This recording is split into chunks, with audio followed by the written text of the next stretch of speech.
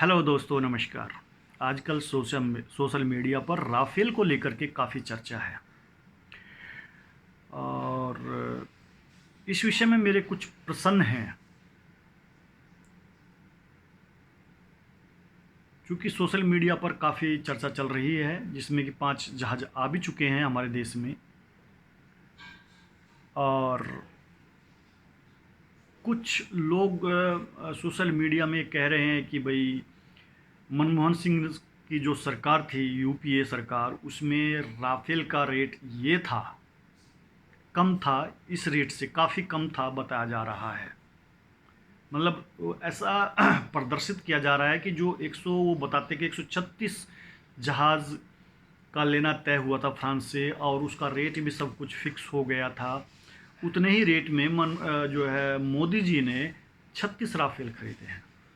मतलब जितनी कीमत 136 की बैठती उतने में मात्र 36 या 31 जो भी है।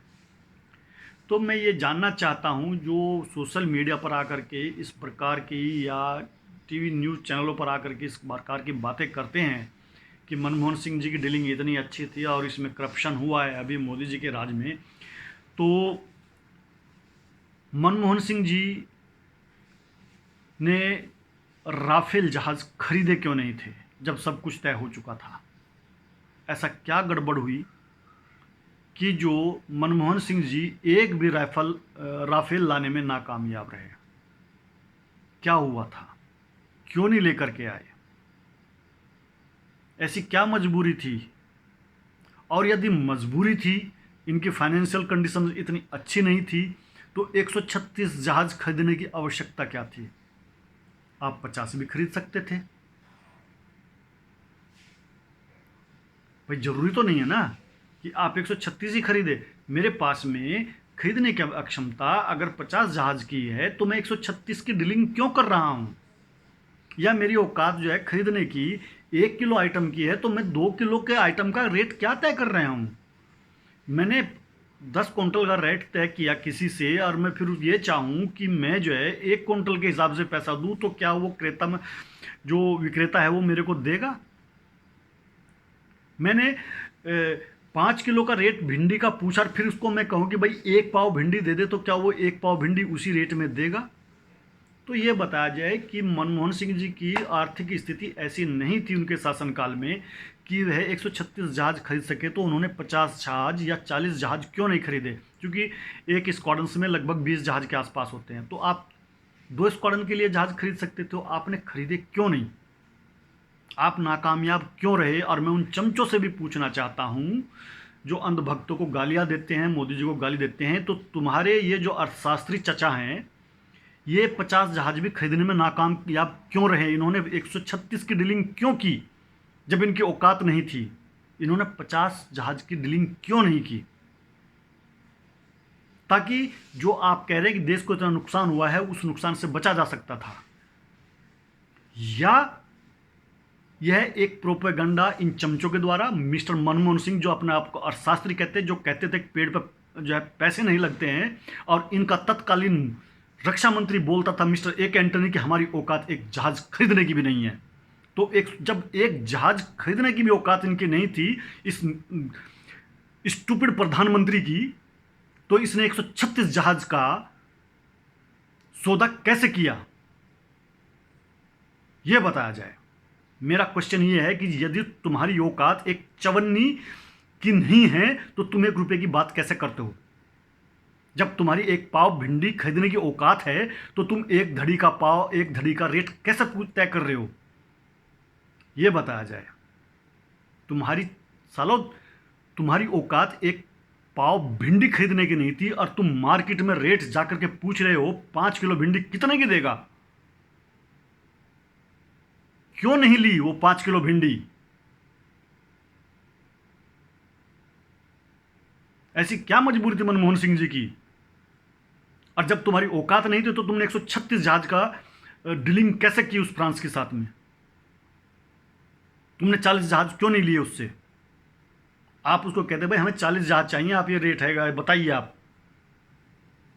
मेरे ख्याल से जो 136 जहाज का जो अमाउंट होता, मेरे ख्याल से उसका 1/4 रेट पैसा आपको देना पड़ता 40 जहाज के लिए। जिसके लिए इंडियन एयरफोर्स पिछले 20 साल से तरस रही है।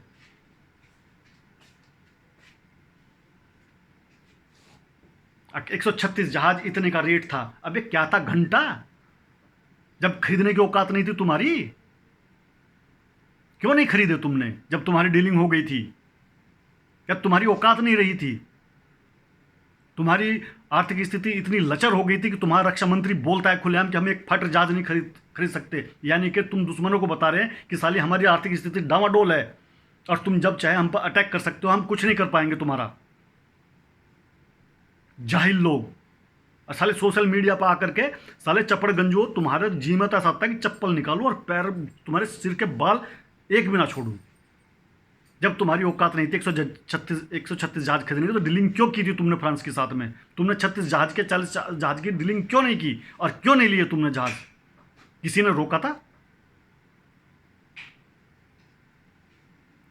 साले चवन्नी छाप और शास्त्री प्रधानमंत्री और चवन्नी छाप और रक्षा मंत्री।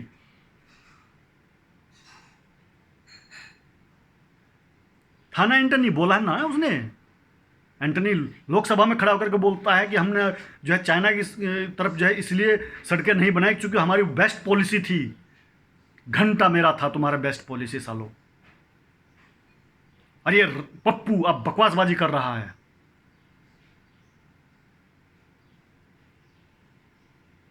ये बताएगा अब जो है, इसके नाना से तो बताया नहीं गया ना, इसके बाप से ना इसकी दादी से, कि कैसे डीलिंग करना है चाइना के साथ में। अब ये बताएगा साला निखट्टू, जो सभाओं में बोलता है कि मेरे को इस जवाब का सवाल चाहिए। यही नहीं पता कि उसको बोलना क्या है। वो बताएगा, वो बताएगा कि विदेश नीति क्या होती है। यार हद है तुम्हारी नालायकी की भी।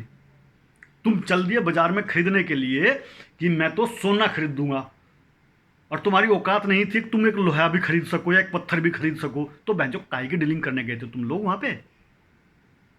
उनसे 136 जहाज खरीदे तुमने 36 क्यों नहीं खरीदे? 100 को छोड़ देते। क्यों नहीं खरीदे तुमने? किसने रोका था तुमको? या घूस नहीं मिल रही थी तुमको, कमीशन नहीं मिल रहा था, इसलिए तुमने वो जो है जहाज नहीं खरीदे पिछले 20 साल में? बस चलो। अरे भैया, हमने तो 136 जहाज की डीलिंग की थी इतने पैसे में। एक जहाज का रेट ये था, घंटा था मेरा। साला एक रक्षा मंत्री खड़े होकर बोलता है हमारी औकात एक फाइटर एयरक्राफ्ट खरीदने की नहीं है, तो 136 का घंटे में से खरीदते तुम क्यों बे? तब अर्थशास्त्री तुम्हारा प्रधानमंत्री पेड़ पे जो है ना नोट लगा रहा था। इडियट्स। सालो आज के बाद मत बोल देना कि 136 जहाज खरीदने जा रहे थे। तुम्हारी औकात एक जहाज खरीदने की नहीं थी, ठीक है? और ये तुम खुद बोलते हो, तुम्हारा रक्षा मंत्री बोलता है। Thank you and bye bye.